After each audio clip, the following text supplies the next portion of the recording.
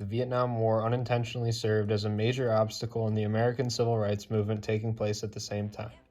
African Americans had only recently been introduced to the U.S. Army, just 12 years prior to our entry in Vietnam. In the heat of the war, African Americans made up 11% of the country's military, but made up 20% of the combatants. Pair that with a measly 2% of superior officers being African Americans, it's clear that there was preferential treatment towards white soldiers. Poor treatment obviously went beyond simply that of rank, as some soldiers complained of discrimination and many felt they received disproportionate punishment in comparison to whites.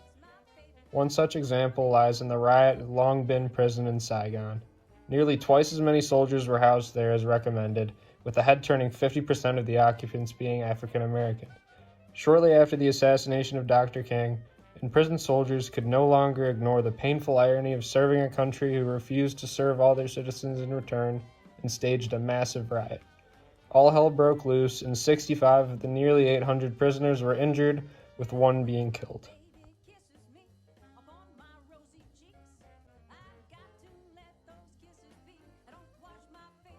Dr. Martin Luther King was against the war in Vietnam.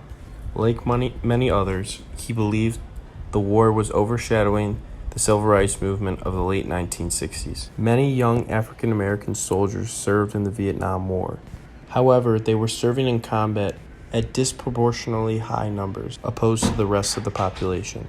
Some were drafted, others were too poor to go to college, so they decided to just join the army. In 1967, Dr. Martin Luther King decided to take a stand against the war in Vietnam.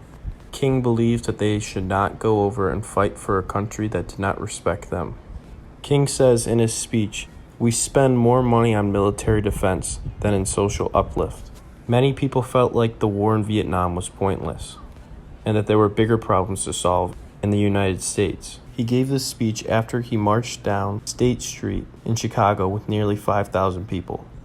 Dr. Martin Luther King was assassinated nearly a year after he made this speech. Of course, Dr. King was not the only civil rights figure to take a major stand against the war. Muhammad Ali may not have given his life like King, but he was every bit as willing to make sacrifices. Ali was drafted in 1966, but due to religious and moral beliefs, he publicly refused to join the fight. Ali was found guilty of draft evasion and sentenced to 5 years in prison. Deeper than that, however, he was stripped of his boxing titles and scrutinized by public opinion, potentially ruining his legacy forever. Ali never faltered and ended up having his jail sentence appealed, his boxing suspension uplifted after 3 years, and he swiftly regained his heavyweight title. Those closest to the civil rights movement grew more and more annoyed with the war, feeling disconnected from the problems we fought for as we continued to have so many within our own borders.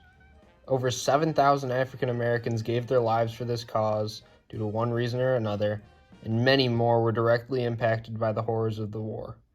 All of this just 1 year after the signing of the Civil Rights Act. The war was a major hindrance to the movement in shifting activists in the direction of anti-war protests rather than those to help stabilize the oppressed as it became a more immediate issue, as well as forcing so many to focus their efforts on the war itself.